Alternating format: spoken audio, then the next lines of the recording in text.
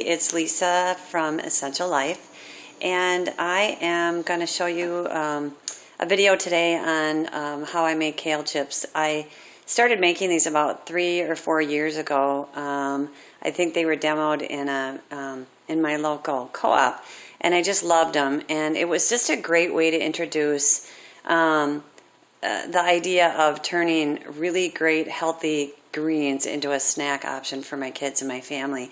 And now I probably make them, I don't know, 2 to 3 times a month, and they last about 5 minutes. They are so good.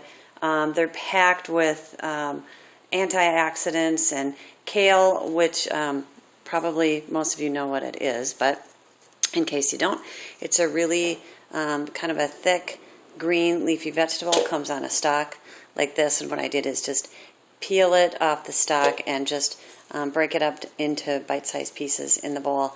But loaded with calcium and B6 and magnesium and vitamin A and C and K, and just a great thing. Not to mention that it just tastes so good. There's 2 different ways of preparing this. One is with a dehydrator. That's what I really have come to prefer because it doesn't kill the living enzymes. But a lot of people do it in the oven, and that's what I did for a long time before I bought my dehydrator as well. So whatever you like is fine. I've got 2 small bunches of kale here broken up in the bowl. And then what I've done is I've got about 3 tablespoons of olive oil here, and I mixed it just with a little shot of toasted sesame oil. It's about a teaspoon. And I'm just going to pour that in here. You can use less if you like. I think I'm going to actually not quite use all of that. Give it a little bit of a toss here.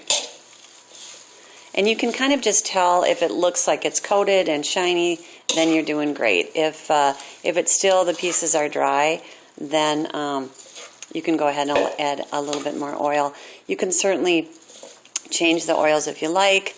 But I like olive oil because I think it's just healthy, and I like the flavor of the toasted sesame. This is kind of almost an oriental version that I'm going to do here, but you can also do kind of an Italian version, and we'll get to that when we add the spices.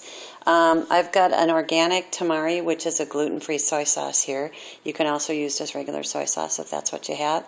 And I'm going to sprinkle that on. That's, again, about 2 to 2.5 to 3 tablespoons, and I'm just going to sprinkle that on, and that gives it a really nice kind of a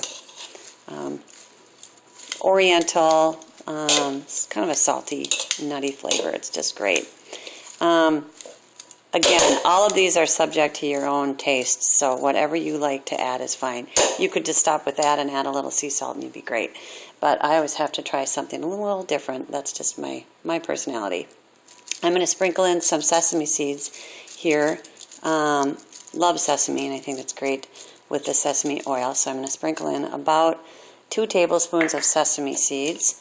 You could toast them if you'd like to, but again, it's always great to use.